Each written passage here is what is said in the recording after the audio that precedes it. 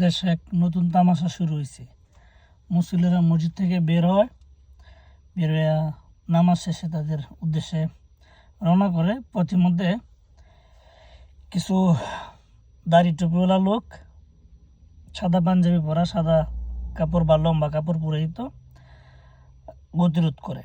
তারপরে লোকেদের কাছে ভোট চায় যে আওয়ামী লীগ দেখছি, জাতীয় পার্টি দেখছি, বিএনপি দেখছি, এখন এবার আমাদেরকে দেখেন, আমরা ইসলামী দল ইত্যাদি। এই যে কথাগুলো, এগুলো হচ্ছে একটা ভ্রান্ত ধারণা। ইসলামিক কোনো রাজনৈতিক দল নাই। ইসলামিক যদি রাজনৈতিক দল থাকতো তাহলে এটা সৌদি আরব, দুবাই, কাতার, ওমান, কুয়েতে থাকতো।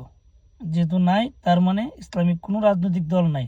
ইসলামের পথ প্রদর্শক হচ্ছে, মানুষের জীবন নির্দেশিকা হচ্ছে কোরআন। আর ইসলামী মূল্যবোধ বোঝার জন্য, ধারণ করার জন্য বা পালন করার জন্য হচ্ছে রাসূল সাল্লাল্লাহু আলাইহি সাল্লামের হাদিস। কোনো জামাতি, কোনো আফগানি, কোনো পাকিস্তানি, এই সকল দ্বারা ইসলাম চলে না। ইসলাম চলে ইসলামের নিজস্ব গতিতে। কোরআনে সকল কিছু দিক নির্দেশনা দেওয়া আছে, সেভাবে চলে। বাংলাদেশে যা প্রচার হইতেছে বা যা করতে চাইতেছে জামাতের লোকেরা, এগুলো মানুষকে ভুল বুঝায় ভোট চাইতেছে। এগুলো সাধারণ মানুষকে বুঝাইতে হবে যে তারা একটা স্রেফ রাজনৈতিক দল, পলিটিক্যাল পার্টি, তাদের ইসলামের সাথে কোনো সম্পর্ক নাই। এখন একটা লোক দাড়ি টুপি রাখতেই পারে, তাই না?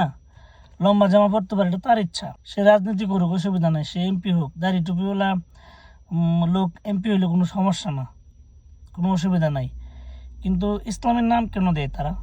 মসজিদ থেকে মানুষ বের হইলে বলে যে আপনারা ইসলামের পক্ষে ভোট দিন ইত্যাদি। এগুলো হচ্ছে ভুয়া, ভ্রান্ত ধারণা। আপনার চারপাশে যারা সাধারণ মানুষ আছে, যারা রাজনীতি বা পলিটিক্যাল ইস্যু নিয়ে ভাবে না বা এগুলো বুঝে না, তাদেরকে বুঝান জামাতের ইসলামের সাথে কোনো সম্পর্ক নেই। জামাত একটি রাজনৈতিক দল স্রেফ। তাদের কাজ হলো দুনিয়াবি ক্ষমতা দখল করা। তাদের যে গঠনতন্ত্র আছে, ওখানে হচ্ছে ক্ষমতা দখল করার নিয়ম লেখা আছে। মানে তারা রাষ্ট্র ক্ষমতায় যাইতে চায়, তাদের আর কোনো উদ্দেশ্য নাই। তো রাষ্ট্র ক্ষমতায় যাইতে হলে ভোট হোক, ভোটে জিতুক, মানুষের কাছে ভোট চাক, অসুবিধা কি? সমস্যা নেই তো। মসজিদের কাছে গিয়া, মসজিদের বারান্দায়, মসজিদের খুতবা থামাইয়া নির্বাচনী প্রচারণা, ভোট চাওয়া, মসজিদের ভিতরে মিটিং করা, এগুলো কি? এগুলো সরাইতে হবে। দেশের যে সাধারণ মানুষ আছে, ভোটার আছে, সচেতন মানুষ আছেন, তারা সতর্ক হন। জামাতের ফাঁদে পা দিবেন না। জামাতিরা কোনো ইসলামিক দল নয়, তারা হচ্ছে একটি রাজনৈতিক দল। এখন আপনার ইচ্ছা, আপনি তাদেরকে ভোট দিবেন না দিবেন, সেটা আপনার ব্যক্তিগত ব্যাপার। কিন্তু তারা যদি এই স্লোগান দেয় যে তারা ইসলামী দল, এটা মানবেন না। এটা হচ্ছে ভুয়া।